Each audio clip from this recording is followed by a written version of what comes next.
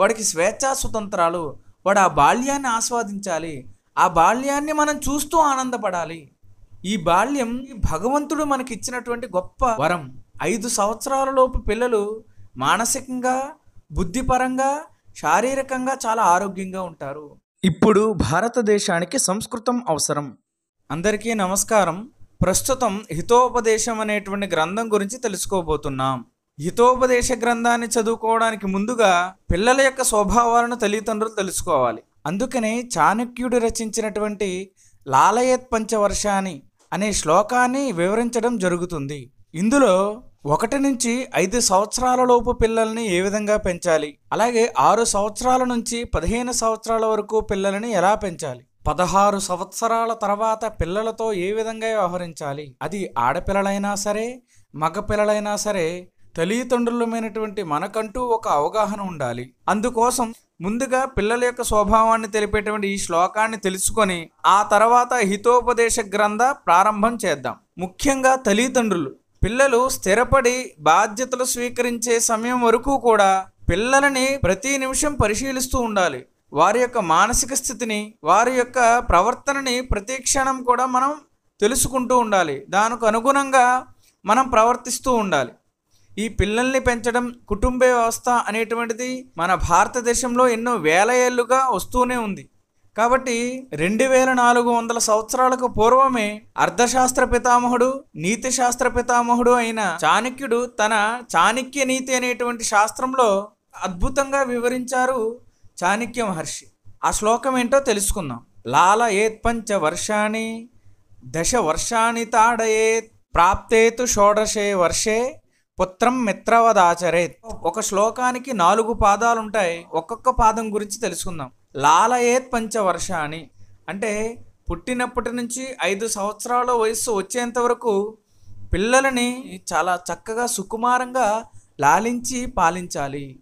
ఆ పిల్లవాడు బోర్ల పడడం దగ్గర నుంచి, బంగరడం దగ్గర నుంచి వాడు అడుగులు వేస్తూ ఉంటే ఆ సంతోషం తల్లిదండ్రులకి ఎంత డబ్బు ఇచ్చినా, ఏ వస్తువు లభించినా సరేనే రాదు ఆ సంతోషం. ఈ లోకంలో చిరునవ్వులు చిందిస్తున్న చిన్నారిని చూసి, బుడిబుడి నడకలతో అడుగులు వేస్తున్నటువంటి పిల్లలను చూసి తల్లిదండ్రులు ఎంతగానో సంతోషిస్తారు. పిల్లవాడి యొక్క మృదువైనటువంటి పాదాలు, ఆ పిల్లవాడి యొక్క మృదువైనటువంటి చేతులు, వాడి యొక్క స్పర్శ, వాడి యొక్క చూపులు, వాడి నవ్వులు కేవలం ఆ పిల్లలని చూస్తూనే వారికి కడుపు నిండిపోతుంది. వారికి చాలా సంతోషంగా ఉంటారు. అలాగే ఒడిలో పడుకోబెట్టుకున్నప్పుడు ఆ ఒళ్ళో పెట్టుకున్నటువంటి పిల్లవాడు తల్లిని కాళ్లతో తన్నినా అది కూడా తల్లి సంతోషంగానే స్వీకరిస్తుంది. ఒళ్ళో పడుకోబెట్టుకున్నటువంటి పిల్లవాడు వాడు కడుపు నింపుకుంటూ తల్లిని చూస్తూ ఆడుకుంటూ ఉంటాడు. అంటే 5 సంవత్సరాల లోపు పిల్లలు ఏది చేసినా సరే తల్లిదండ్రులకి సంతోషమే.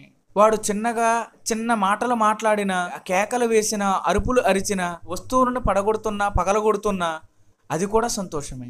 5 సంవత్సరాల లోపు పిల్లలతో ఆప్యాయంగా ఉండాలి, వాత్సల్యంతో పెంచాలి. అలాగే ఆ చిన్న పిల్లవాడికి అన్నం తినిపించేటప్పుడు తల్లి, ఎత్తుకొని ఆడించేటప్పుడు తండ్రి ఎంత సంతోషపడతారు అంటే ప్రపంచంలో దానికి మించినటువంటి సంతోషం ఇంకెక్కడా లేదనేటువంటి భావన వాళ్ళల్లో కలుగుతుంది. కాబట్టి 5 సంవత్సరాల వరకు వాడు మాట్లాడుతున్నటువంటి చిన్న మాటలు, అమ్మ, నాన్న అనేటువంటి పదాలు, అమ్మ అని పిలవగానే తల్లి ఎంత సంతోషపడుతుందో, నాన్న అని పిలవగానే చూసావా వాడు నన్ను నాన్న అని పిలుస్తున్నాడు అనేటువంటి సంతోషం. అలాగే తాత, అమ్మమ్మ ఇటువంటి పదాలను వాడు నేర్చుకొని ఆ మాటలు పలుకుతూ ఉంటే ప్రతి మాట కూడా సుందరమైనటువంటిది, సంతోషాన్ని కలిగిస్తుంది.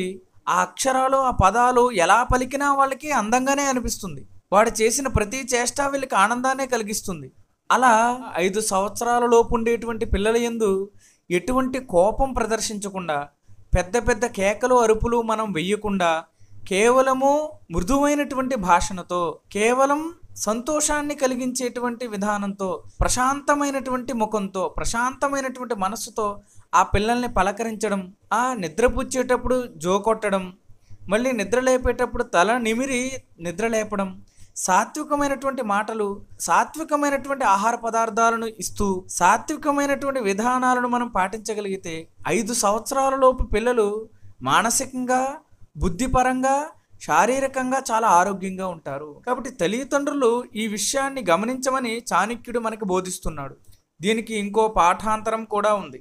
రాజవత్ పంచవర్షాన్ని, ఒక రాజకుమారుడులా పెంచాలి, పోషించాలి. వాడికి కావాల్సినటువంటి ఆహార పదార్థాలు, వాడికి స్వేచ్ఛా స్వతంత్రాలు, వాడు ఆ బాల్యాన్ని ఆస్వాదించాలి. ఆ బాల్యాన్ని మనం చూస్తూ ఆనందపడాలి. ఇది భగవంతుడు మనకి ఇచ్చినటువంటి గొప్ప వరం. ఈ బాల్యం పిల్లవాడికి తల్లిదండ్రులకి ఇచ్చినటువంటి గొప్ప వరం. అయితే ఇప్పటి కాలం పిల్లలు ఎలా ఉన్నారు, 1 నుంచి 5 సంవత్సరాల వరకు ఉండేటువంటి పిల్లలు ఎలా ఉన్నారు అనేటువంటి దాని గురించి కూడా మనం తెలుసుకుందాం.